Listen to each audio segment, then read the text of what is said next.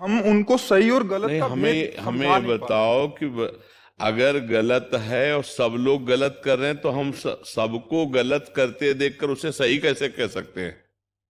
आप उसे सही कैसे कर सकते हो? मान लो 10,000 लोग हैं, 10,000 गलती कर रहे हैं, तो गलती है। हम उसे सही नहीं मान सकते कि 10,000 कर रहे हैं तो वो सही है। ऐसा नहीं, मतलब ये दिमाग में मत बच्चों के बैठने दो कि सही गलत को, अगर गलत मानने भले कर रहे हैं लेकिन गलत मान रहे तो एक दिन निकल जाएंगे। अच्छा आप बताओ, आप हमारे विचारों में जरा घुसिएगा थोड़ी देर के लिए, अभी अपनी बुद्धि को लगाए, फिर उत्तर दीजिए। एक बच्ची 10 बॉयफ्रेंड बदल चुकी है। ब्रेकअप, फिर नया बॉयफ्रेंड, फिर ब्रेकअप, फिर नया बॉय। और आप समझ रहे हैं कि बच्चे और बच्चे फ्रेंड का मतलब क्या समझते हैं? वे विचार ही केवल फ्रेंड का मतलब समझा जा रहा है। आप स्पष्ट समझिए, फ्रेंड का मतलब केवल व्यभिचार समझा जा रहा है। ऐसा नहीं कि मेरा दोस्त उन्नति को प्राप्त हो और हम दोनों माता पिता से मिलकर के फिर पाणी ग्रहण करके तब हम आगे कदम रखेंगे, ऐसा नहीं। ऐसा नहीं है। आजकल दोस्ती का मतलब ही है केवल शरीर आकर्षण, शरीर शोषण। खुली बात देख लीजिए, समझ लीजिए आप। अब बताइए उस बच्ची की हालत क्या हो गई जो 10 बच्चों से मिल चुकी, या वो बच्चा जो 10 बच्चियों से मिल चुका है, ये क्या कभी गृहस्थी में एक पति व्रत या एक पत्नी व्रत रह सकते हैं? क्या इनकी गृहस्थी कभी पवित्र रह सकती है? क्योंकि उनका स्वभाव बन चुका है। अब वो जब ब्याह भी हो जाएगा तो वो स्वभाव उनको चैन से नहीं रहने देगा। फिर इसके बाद दोनों पति पत्नी में क्या होगा? फिर उनके बच्चे कैसे होंगे? फिर उनका वातावरण बच्चों का कैसा होगा? तो हमें लगता है कि 100 के 100% ये गलत है। हम एक बार एकांतिक में बोला था, हम दोस्ती को बुरा नहीं मानते। बच्चे और बच्चियां दोस्ती करें, में बिल्कुल इससे कोई परेशानी नहीं है। क्योंकि स्कूल में जैसे रहे, साथ खेल रहे, साथ बैठे पढ़ रहे, एक दूसरे की दोस्ती, दोस्ती का मतलब शोषण नहीं होता है। अगर तुम्हारा दोनों का यौवन अवस्था का प्रवेश हो रहा है, तुम्हारा भाव बन रहा है, तो वो भाव अपने माता पिता से व्यक्त कीजिए। समय आने पर पाणी ग्रहण संस्कार कीजिए, और आप पढ़ाई लिखाई नौकरी करते हुए दोनों खूब दोस्ती आजीवन निर्वाह कीजिए। बहुत बढ़िया है। हम किसी और पक्ष में नहीं जाते। हम इस पक्ष में नहीं जा रहे कि तुम किस कुल परंपरा से हो, हम इस पक्ष में नहीं जा रहे तुम कितने धनी हो।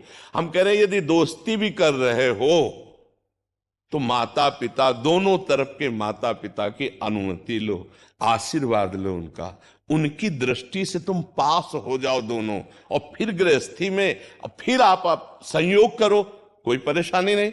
लेकिन आप पहले ही भ्रष्ट हो रहे हो और इसे आप दोस्ती मान रहे हो, तो आगे चलकर तुम्हारी गृहस्थी क्या होगी?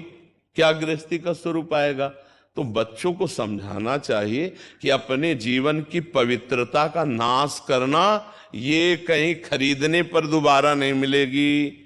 तुम्हारा जो जीवन अपवित्र हो रहा है दोबारा नहीं पवित्र होगा। ऐसे अपवित्र विचार, अपवित्र जीवन, सांसारिक उन्नति को तुम जो उन्नति समझ रहे हो वो उन्नति नहीं है। चरित्र का नाश करने वाला कभी भी शांति को प्राप्त नहीं होता है।